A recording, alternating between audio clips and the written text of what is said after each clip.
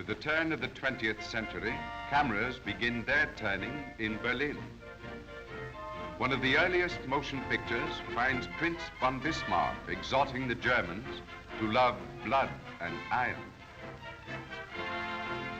Meanwhile, at Windsor Castle, a dashing young lad who someday is to be the Prince of Wales recruits an army.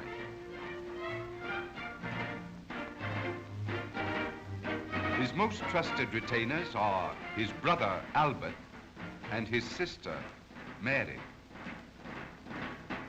And in Moscow, the Tsar of Russia, though he commands the greatest of armies, does not dwell long with his soldiers.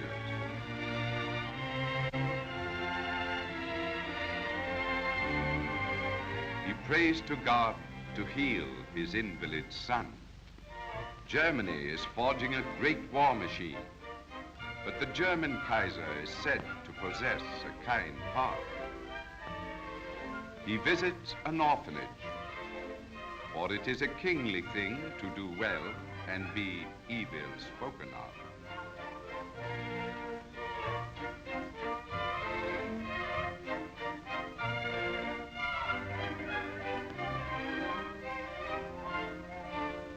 Suffer little children.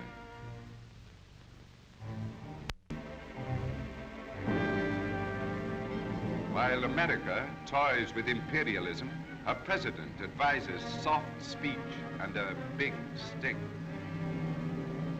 Here is the panoply of a world that was. King George V comes to the throne of England as the chief gentleman of a world soon to perish under the flame and thunder of guns.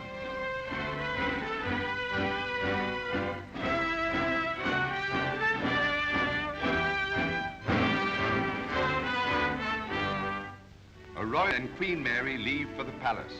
These great ladies never meet again.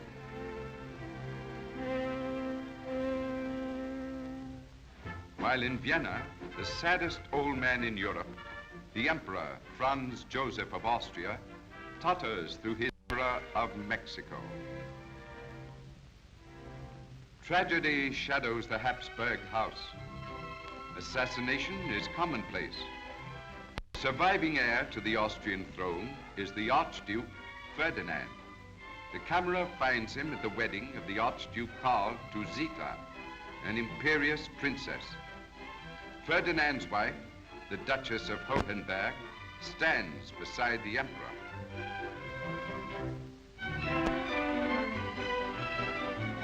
He is to meet his death, but today there is a wedding.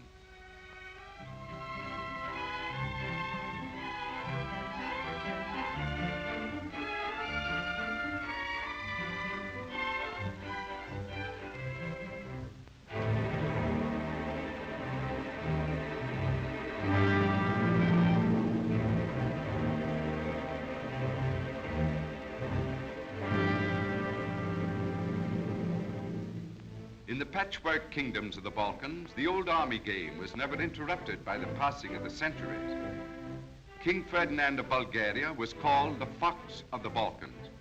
For 1,000 years, it has been Turk against Christian. His generals counted the Turkish prisoners.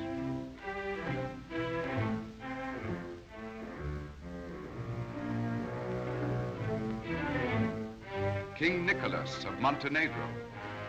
There were other such kings, but they have been forgotten. Italy had an alliance with Germany and Austria, but she was building battleships for a king and queen to launch.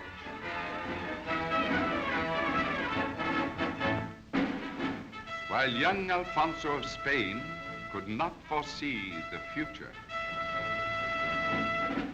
The Germans. Gott mit uns. Sturm und Drang. Drang nach Unsten. A place in the sun.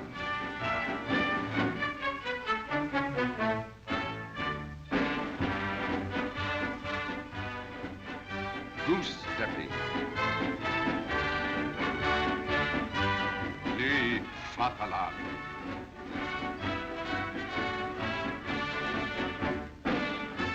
The Crown Prince wears his favorite uniform, that of a Death's Head Hussar.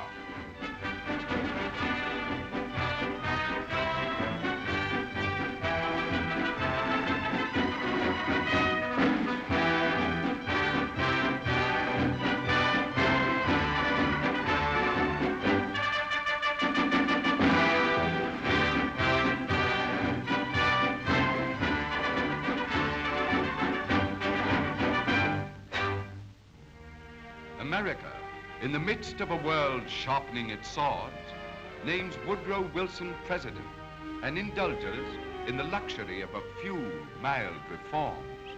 Great names in American history: William Howard Taft, Viscount Bryce, the British ambassador, Count von Bernstorff, the German ambassador, Uncle Joe Cannon, Charles Evans Hughes, and William Jennings Bryan.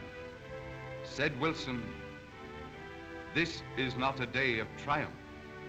It is a day of dedication. Here muster not the forces of party, but the forces of humanity."